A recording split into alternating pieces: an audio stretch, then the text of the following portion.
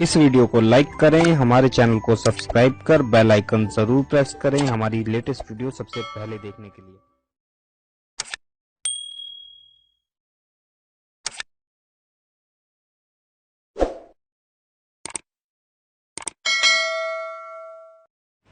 कि क़यामत को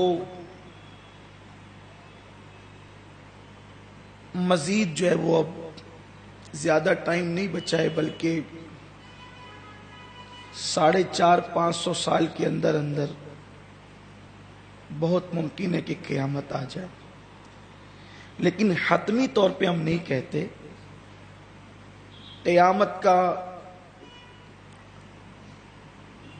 इल्म तो अल्लाह को है और अल्लाह की अता से उसके बरगज़ीदा बंदों को है।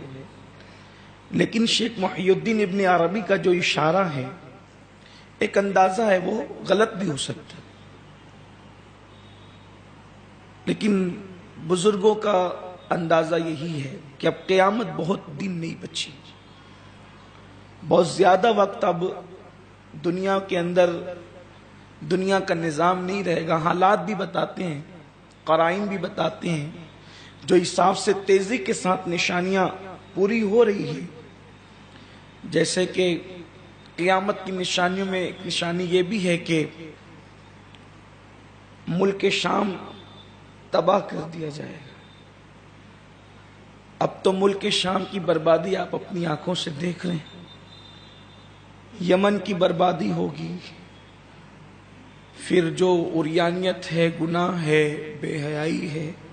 आका अलैहिस्सलाम फरमाते हैं करीब क़यामत मफ़हूम हदीस है कि इंसान की शक्ल में कुत्तों के बच्चे पैदा होंगे। उनकी शक्लें तो इंसान की तरह होगी, लेकिन उनका किरदार, उनका कैरेक्टर, उनकी फिक्र आप देख लें।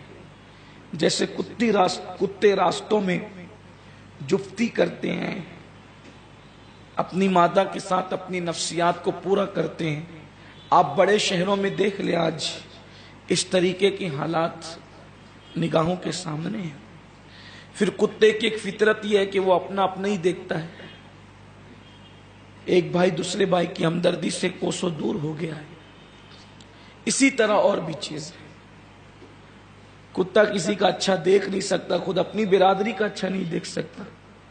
अगर किसी कुत्ते के पास हड्डी हो तो, बल्कि हद तो ये है कि कुत्ते का जो इलाका है, जो उसने खुद बना रखा है, उसके इलाके में अगर उसका सगा भाई भी आ जाए तो वो भौंक भौंक कर उसको भगा देता है। ये सूरत हाल अब आप देख सकते हैं।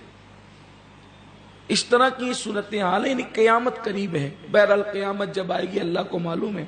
एक इशारे दिए बुजुर्गों ने, मगर हमारी क़यामत तो उसी वक्त आ गई कि जब हमारी मौत आ गई। और मौत तो जल्द आना है, उसके लिए 4-5 सदियां नहीं है अब। बल्कि लोग तो कल की बात करते, पल की फिक्र खबर नहीं है। तो जब हम मर जाएंगे तो ना नेकी कर सकेंगे, ना गुनाह कर सकेंगे। मौत आनी है। तब मौत कैसे आती है और कब्र में क्या होता है, थोड़ा सा उस पर गुफ्तगू करके आज इस उन्वान को मुकम्मल कर लेंगे। बहुत उम्मीद है कि शायद आइंदा हफ्ते जश्न सिद्दीक़ अकबर होगा, शायद।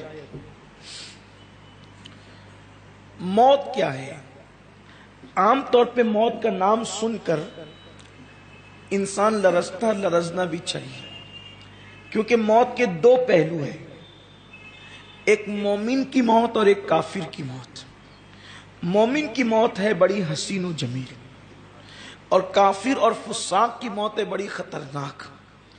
हजरत सैयदना इब्राहिम खलीलुल्लाह अलैहिस्सलाम ने हजरत मलकुल मौत से पूछा कि आप जब फासिक, गुनहगार और काफिरों के पास जाते हैं तो किस शक्ल में जाते हैं?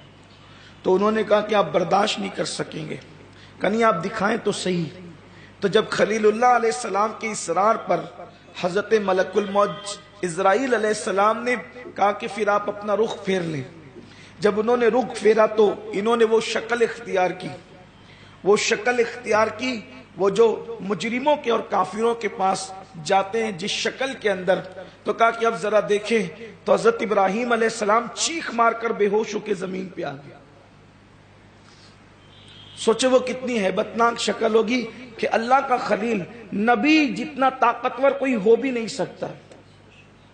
نبی جیسا طاقتور کوئی ہو بھی نہیں سکتا، لیکن اتنا طاقتور اللہ کا پیغمبر جو کافر اور فاسقوں کے پاس جس شکل میں ملک الموت جاتے ہیں اس شکل کو دیکھ کر کے بے ہوش ہو گئے۔ میں تو کہتا ہوں کہ ہمیں اللہ سے ڈرنا چاہیے، کہیں اللہ نہ کرے کہ وہ شکل میں حضرت ملک الموت ہمارے پاس آئے۔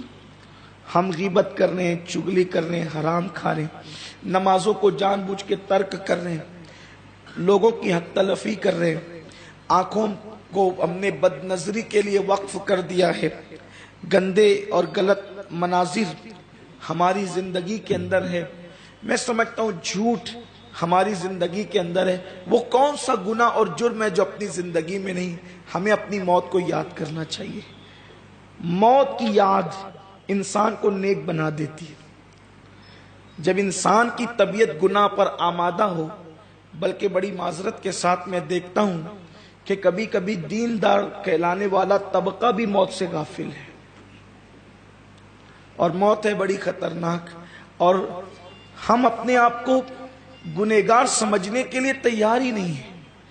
ہر بندہ اپنے آپ کو ولی سے تو کم سمجھتا ہی نہیں ہے، کوئی ولی سے کم اپنے آپ کو نہیں سمجھتا ہے، بلکہ چلتے پھرتے روڈ کے لوگ بھی اپنے آپ کو کوئی کم سمجھنے کے لیے تیار نہیں۔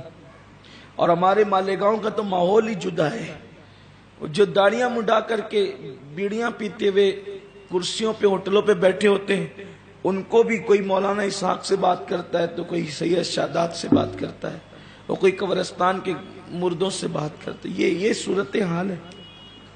آپ سوچیں جن کی زندگیوں میں نماز کا ٹھکانہ نہیں، بلکہ نماز تو بہت بڑی بات ہے، اگر ان سے صرف اتنا پوچھ لیں کہ گرمی میں استنجا کا سنت طریقہ کیا ہے اور سردی میں کیا ہے تو وہ نہیں بتا سکیں، وہ بھی اولیاء اللہ سے بے نقاب و بے حجاب گفتگو کر۔ یعنی دیکھیں نا شعبدے بازی کا کیسا دور ہے۔ جبکہ میں کہتا ہوں کہ آپ کسی مولانا اسحاق سے بات نہ کریں، کسی صاحب مزار کا کشف آپ کو نہ ہو، لیکن اگر آپ کی زندگی میں شریعت پر استقامت اور اللہ رب العزت کے احکامات پر عمل ہے تو اس سے بڑی کوئی کرامت ہو ہی نہیں سکتی۔ اس لیے کہ استدراج کی شکل میں ہواؤں پہ اڑنا، ہواؤں میں اڑنا اور پانی پہ چلنا یہ تو سادھو بھی کرتے ہیں، کافر لوگ بھی کبھی کبھی کر جاتے ہیں، جادوگر بھی کہ وہ جناب سرکار غریب نواز کے مقابلے میں جو جے پال جوگی آیا تھا کیا وہ ہوا میں نہیں اڑ رہا تھا؟ تو یہ کوئی خاص بات نہیں ہے۔ ہوا میں اڑنا، بغیر آگ کے چائے تیار کر لینا، سکہ گرم کر لینا، یہ سب فضول باتیں، بکواس ہے سب، اور میری قوم اسی کے پیچھے دوڑ رہی ہے۔ قوم کا پورا مزاج اسی کی طرف ہے، شعبدہ بازی کی طرف۔ یہ کچھ نہیں ہے، بلکہ ہمارے بزرگوں نے فرمایا کہ جب بندہ ولایت کی 17ویں منزل میں پہنچتا ہے تو اس سے کرامتوں کا صدور ہونے لگتا ہے، اور اگر وہ کرامت بتاتا ہی رہے تو وہ آدھے رستے میں بھی وہی اٹک جائے گا، آگے کی منزل طے نہیں کرے گا، بلکہ پھر وہ ہوشیار بندہ وہ ہوتا ہے کہ جو اپنی کرامتوں کو چھپا کر کے مزید آگے بڑھتا ہے، آگے بڑھتا ہے۔